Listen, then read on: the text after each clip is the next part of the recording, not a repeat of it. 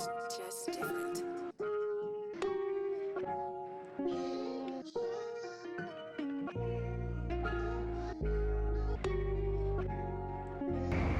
Haven't quite figured out what to do there yet, but the other thing was that I was applying for this residence permit, and yeah, between us,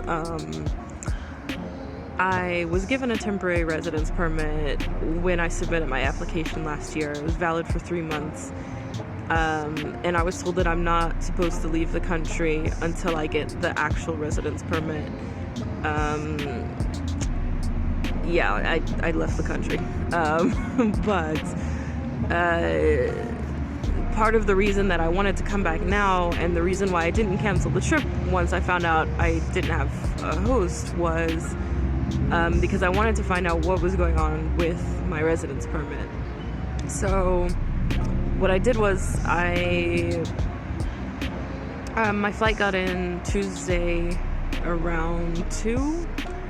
I just went to drop my stuff off and then straight to the immigration office, and I got there like 5, which yeah, it took longer than it needed to because I was already, exhausted and like kept getting lost and like going in the wrong direction and stuff. But finally I got there. I took a number. I waited. It was another 2 hours until they closed. And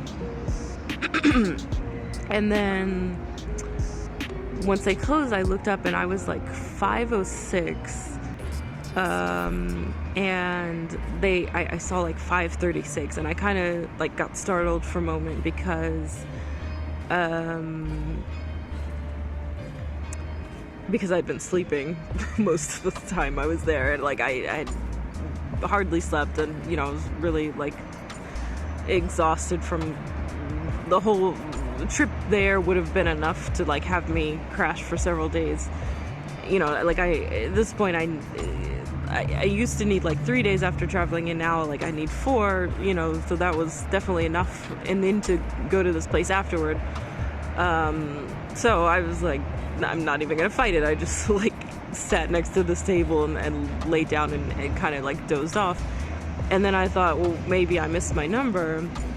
So I get up and I like go back into the office, and I asked them, and they said, oh, it's counter 2, it's in the other room. And I realized it's on like the other side of the building. So I'm like, okay, well, this is good because it means I'm going to be dealing with different people, and hopefully they're nicer than the people I dealt with last time. And then they explained to me that they have to go all the way through the 500s. Like, it's not that I've been called, it's that they were like 70 people after me, or after that number. Most of those people were not there. Like, the room was pretty empty, but they have to go through each of those numbers, wait a minute to see if the person is still there, and give them a chance to come over before they get back to me. So then it takes maybe like another hour to get through to my number. And then they're like, oh, you here to pick up your residence permit? Yes. And then they look for it real quick and they don't find it, and then they're like, did you get a letter or an email or something? So then I showed them the email that I got. What happened was I emailed the immigration office just a few weeks after I was there, and I said like, hey, you guys told me I would hear from you about like further documents that you needed, and I haven't heard anything. Can you let me know what's going on? And I didn't really get a response. So then I emailed them again a few weeks ago, and they responded and said like I need to come in person to find out what's going on with my case, and they can't tell me anything via email or over the phone. So I show the lady that email, and she recognizes the name of the colleague that sent me the email, and like sends someone to go and find him. And then she's just kind of like standing there and like looking around and not saying anything. And some time passes, and then someone, like a younger guy, comes over. She said something to him, and then he explains like they're trying to find my file. And then I'm like, okay, I think she doesn't really speak English. I think a lot of the people working there don't really speak English. So she needed him to translate for her.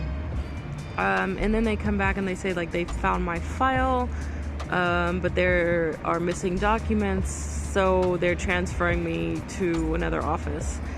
And I'm like, you mean the police? Like, the place they took me last time?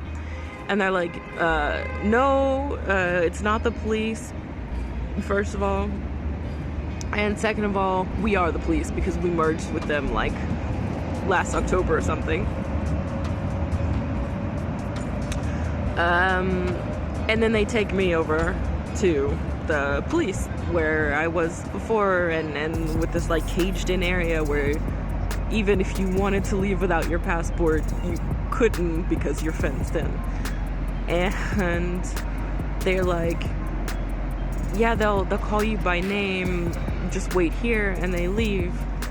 And like, I don't know, like an hour later, this lady comes up to me and goes, you speak English? It's like, yes. And she goes, okay, I'll be right back. She goes outside for a few minutes, and then she walks in past me again and says nothing. And then like another hour later, she and this other guy come up and they say they want me to come back around like 10 tomorrow.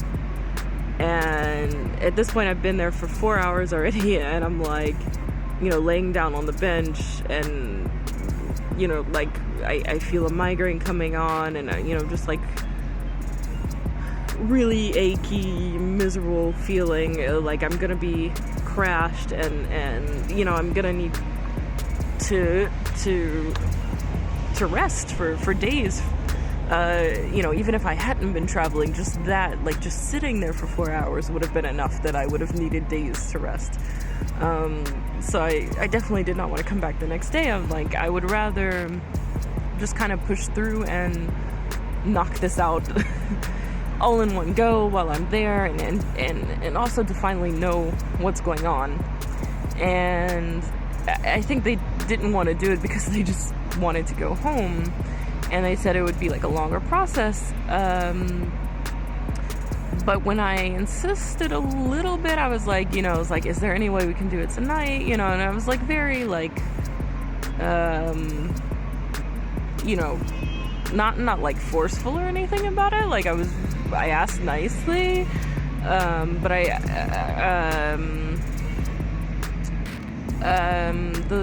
the lady said at that point, then asked like what the situation was, and I said they sent me over here because there are files missing from there are like documents missing from my file, but I emailed them about it months ago and they never answered me, so it's not my fault. And then and then I could tell she was like really frustrated with them for sending me over to the police over nothing.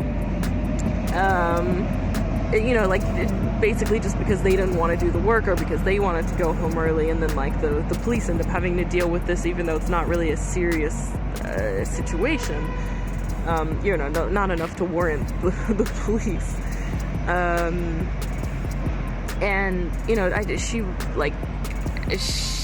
She had her hand in her coat pocket. At that point they were already like out of uniform. Like these are like uniformed police officers, and they had changed clothes already. Like they were ready to go home, and she had her hand in her coat pocket, and I could see her like moving her hand, like kind of like pointing toward me, and I could tell that she was frustrated with the other office, at the immigration office. And I wish that I could understand what they were saying, But yeah, at that point, like they asked again if I could come back tomorrow, and I was like, you know, I'd really rather do it today. And then they're like, no, like it's gonna take too long. And then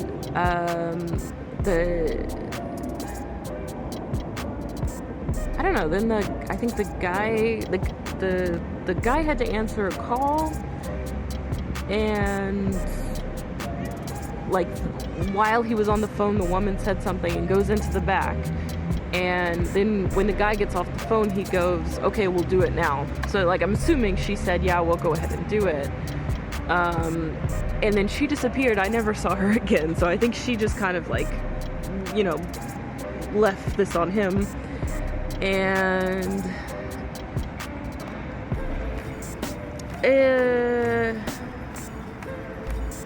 yeah, so at that point I'm like 4 hours in.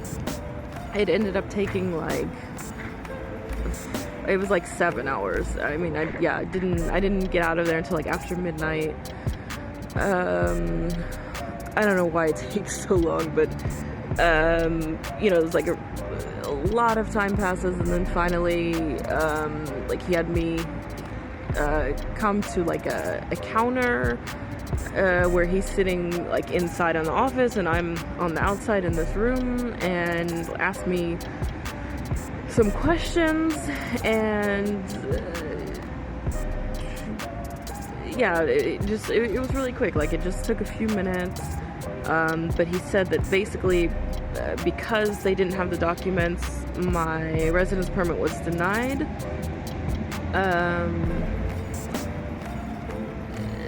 Because it's denied, there's no way to submit the documents to complete the application. And once it's denied, you have to leave the country. Like you cannot submit another application, you have to leave and then come back. Because of this bilateral agreement, technically I should be able to just leave and come back the next day. But the problem is, even though I think like border control is familiar with this bilateral agreement, the immigration office clearly is not. And you know, I explained to them like, this is why I was here before, because of this bilateral agreement. I brought you guys a copy of it in Hungarian. You know, I shouldn't have to leave, you know, for an extended period, but he still said like, no, you have to leave for 90 days and then you can come back and apply again, which for them means that I have to go back to the States. Yeah, so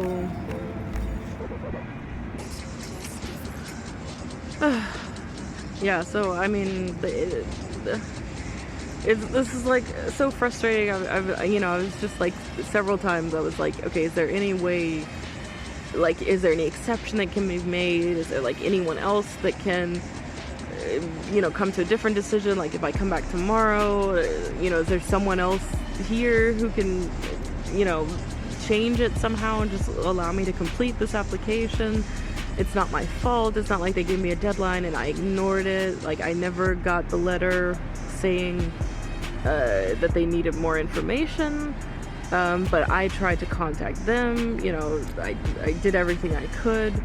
There's just like nothing I could do. And then they're like, so do you understand that you're here legally now? And will you leave voluntarily? And I was like, you know, I'm not really like, I wouldn't say I'm volunteering to leave, but I mean, what am I gonna say? Like, no, please deport me.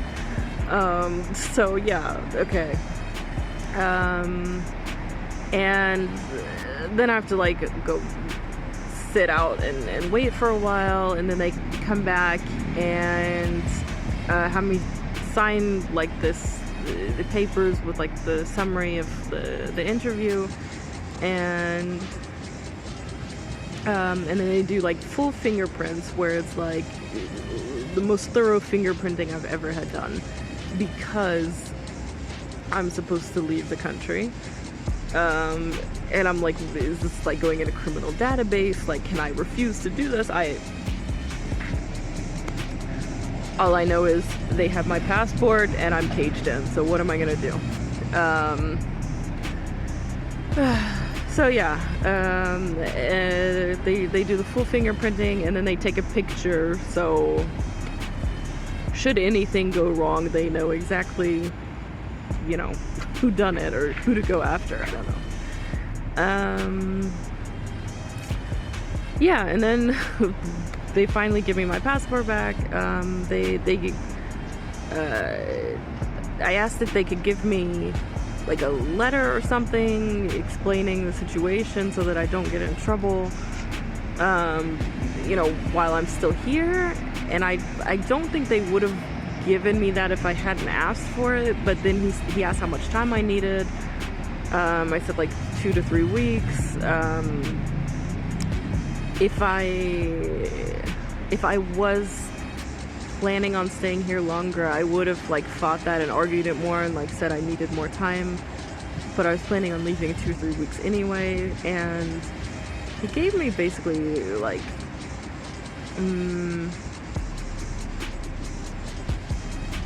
I guess it was like just about like 2 weeks on the letter, like even though I said 2 to 3 weeks. And